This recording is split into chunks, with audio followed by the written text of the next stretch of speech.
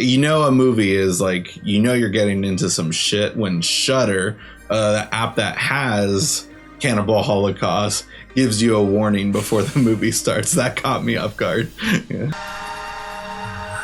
待会儿见了啊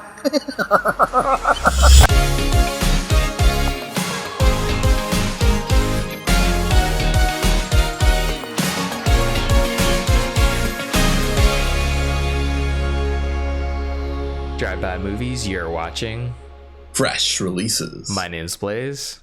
And my name is James. And this week we're talking the brand new film to Shudder. It's a Shudder exclusive, The Sadness.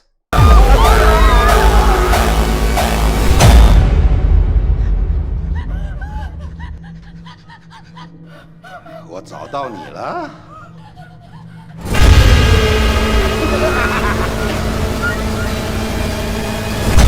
The Sadness is about a young couple that is trying to reunite amid a city ravaged by a plague that turns its victims into deranged, bloodthirsty sadists. And I went into this movie thinking, man, Train to Busan, such a great foreign zombie film. The Peninsula was very disappointing, and I heard good things about this movie from Beyond Fest and tweets, and heard it's just like a bloody wild time. I thought in the midst of that, I thought I kept hearing like it was a fun time, but wild time is more accurate because this isn't a fun time, I gotta say. And you kind of warned me ahead of time before watching it. What are your initial thoughts after watching The Sadness? Disgust. Basically.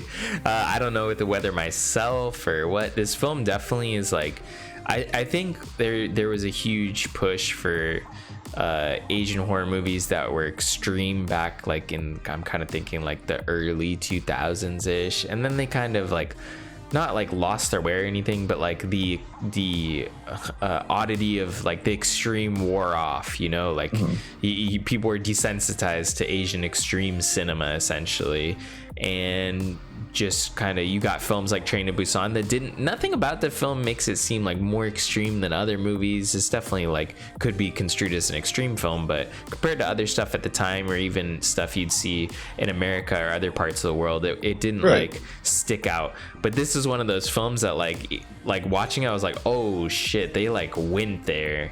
And honestly it was hard at times to even be like, damn, did they need to go there? Oh, they went there. Like, was this really necessary? But yeah, this film, I could definitely see it be off-putting if you're somebody who's a fan of the genre, but maybe you haven't even seen some of these more extreme movies. I'm thinking like The Audition, which we've talked about before. Which now even thinking about Audition seems kind of tame, but at the time that was super extreme. Some other films like Battle Royale, thinking specifically I guess about Japanese horror, but yeah, this is a Taiwanese horror, and yeah, they go there. They're not scared. Yeah, I've got to say, like we've seen our share of really fucked up movies too, but this one is just a little bit harder to watch, I guess, just because it's very modern effects. And fun fact that you sent me over was that I guess 98% of this movie is all practical effects, which is fantastic, and it looks great here. It looks very real. Like some of the scenes in Train to Busan are CGI, and then when we saw Peninsula, we're talking about how unrealistic it looked at times too. But then we also have this movie that's not necessarily zombies. I guess it's rather more reminiscent of the Rage virus and 28 Days Later. They never flat out say zombies in this movie because they're all very coherent. They can have full on conversations. They have cohesive thoughts, but just they're infected by, just as they say in the movie, by the part of your brain where like sex and pain is like kind of triggered and stuff, and they have no means of like differentiating the two. There's like some moment where they like kind of explain that stuff, but minor spoilers. But like we've seen rape scenes in movies like Last House on the Left, you name it. We've seen the extreme shock value horror Cannibal Holocaust. We've just like you name it. We've seen so many movies out there and stuff. But like just I kind of draw the line at like eye socket rape scene, I guess you could say.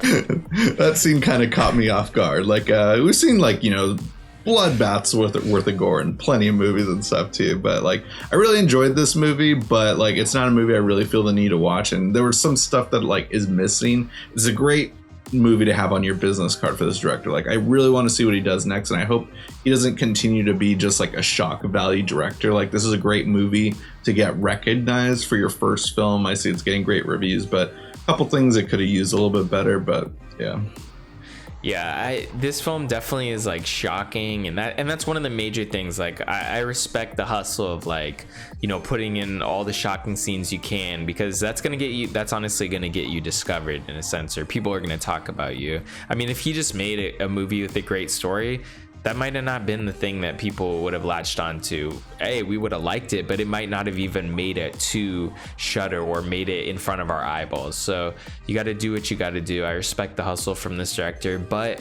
I have to say, like, I felt like the story of this film was like severely lacking. It was hardly interesting. I like the idea of like a love story, but there just really wasn't anything interesting about this love story in particular. But maybe seeing a love story, you know, more elaborate in like a zombie type movie. I know this isn't, you can jump down my throat about how this isn't a zombie movie, but I mean, 28 Days Later, it's all this, it's still like at its core, it's still a zombie movie. Like, okay, yeah, theoretically it's not exactly, they're not slow walking zombies, but the core doesn't really change, you know? Yeah. It's just a new take on it too. Like, I would still absolutely throw this in the zombie genre. I was just like, from the trailer, I mean, well, I don't know what trailer I saw at Beyond Festival, but in between movies, when you're watching movies, they show trailers for all the movies at the festival.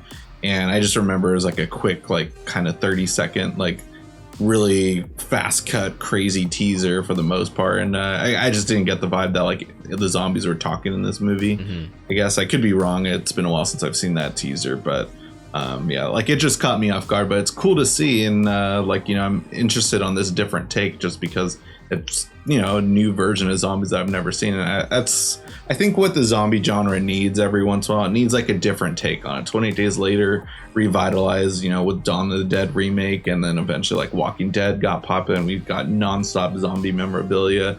And Train to Busan came out, then kind of like lost its legs after its disappointing sequel, an animated sequel.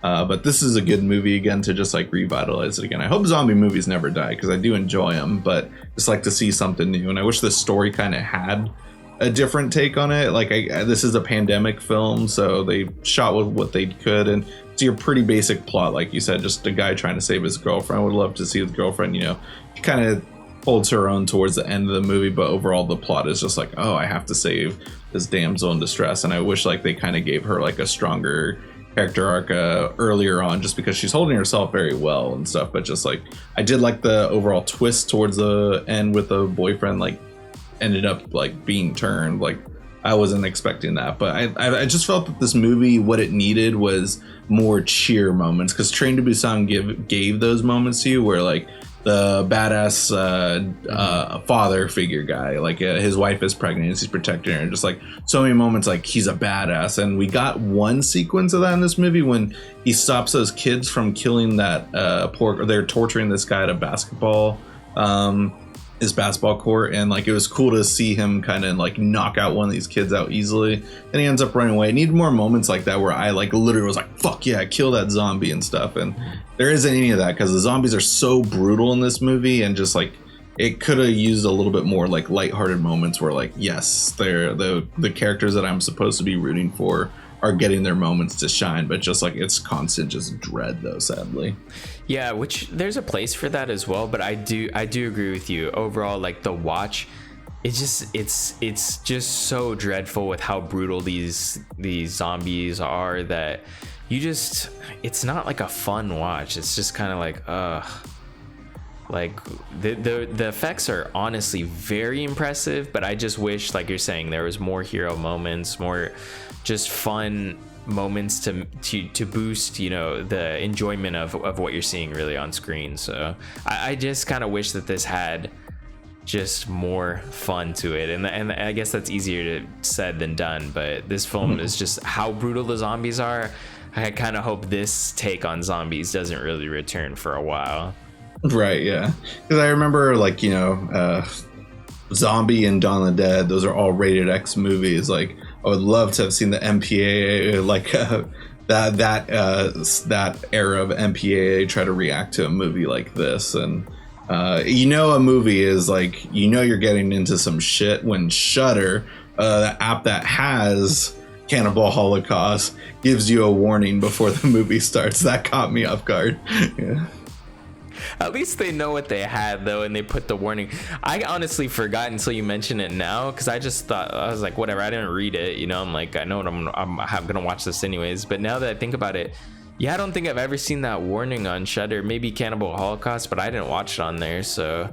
Yeah, exactly. Yeah. I remember we had to rent it on DVD back when Netflix was doing the mail DVD stuff. I think they still are, but I know that's like a rare thing that people do.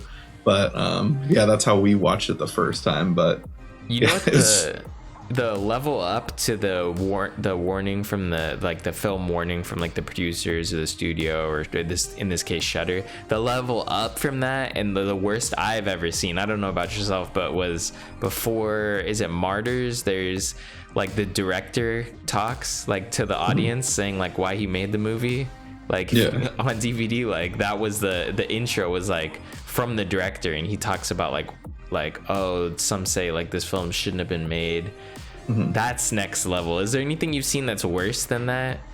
No, I've read up about a few movies that are like supposedly worse. Like I don't, like, for any YouTubers that might be watching this for the first time, I know it's like a thing where people are like, have you seen a Serbian film? That's the most messed up. We know about it. Like, I'm just not interested in it. I hear it's not even a good movie. It's just a movie that's just made to shock you. And I know what happens in it. Like, it's a movie I'm sure I can handle watching. I just don't care to watch what it's about. But there's apparently some also animated movies that are like PS2 style graphics. I forget the name of those movies, but it's this director's done like 2 or 3 animated movies, and apparently they're the most like messed up and vile like scenarios that you can imagine and stuff. And I remember reading about those, and like I know there's movies out there that we haven't checked out that like, oh, we're making The Sadness sound like it's so brutal. Like, it's not the most brutal movie we've ever seen. It's just very shocking because of how realistic it feels and looks with the very well done modern special effects. Yeah, and that's one of the most fun things about this movie in a way, is that, reading now the trivia, it says that all the effects are basically like, it says 99% of them were practical, and I didn't notice any really CGI besides, what was it? I think in the beginning they did like a virus particle, maybe, that's completely maybe the car simulated sequence too, but like, yeah, very minimal stuff. Yeah, like where the car hits that old lady zombie, but true. That could also just be trickery with camera work as well too. But those scenes also, though, like those scenes always get me. That like, that's a solid jump scare, but I'm kind of sick of it though. It's also a cliche at this point. We've seen it in so many movies, especially in zombie movies. Yeah, it's a scene in the opening zombie sequence in the Dawn of the Dead remake and stuff. Like, it's just becoming cliche at this point where I'm kind of tired of that jump scare of just like quiet and then a loud smack by a car and everything. I've seen in so many movies recently. And I've seen the zombie get hit, a person scared of the zombie get hit. I've seen all scenarios and how that scene plays out essentially in all these movies. Yeah. So yeah, I mean, that's our thoughts for the most part on The Sadness. It's a movie that I feel like I can go on long rants about. It's a movie I'm not going to rewatch ever again, but like, it is a solid movie. I'd say it's very well made. Even though it's kind of sounds like we overall didn't like it, I did like it. It's just not a movie I'd recommend and ever feel the need to watch it. It's a movie I might even grow to hate over time, possibly, or maybe even grow to love. It's like, I'm kind of flippy flopping. I rated it 3 stars for the time being, just right in that dead center. But if we get a sequel out of this, it's possible. I feel like you can go with a sequel with this pretty easily, with just different characters, and maybe it's based, apparently it's heavily inspired by a comic called Crossed, written by Gareth Ennis, who I used to read his work, his Punisher series lines, and I never heard of this series, but it sounds interesting. That's what it's very heavily inspired from, so I guess they can draw more stories from that comic. But what are your thoughts on it? You can check it out through Shudder. You can check it out through our Amazon affiliate link in our description box below. Comment whether you agree with us, disagree with us, if we should see a Serbian film, I guess, something like that. But yeah, that's a great way to help support the show, just talking to us and watching the movie. And if you guys haven't already, go ahead and smash that like button, hit the subscribe button, and click that notification bell to get all of our latest updates. And if you can't get enough of us here on YouTube, check out our updates through Instagram, Twitter, and TikTok in our description box below. Anyways, guys, that'll conclude this week's episode. Tune in next week for a brand new video.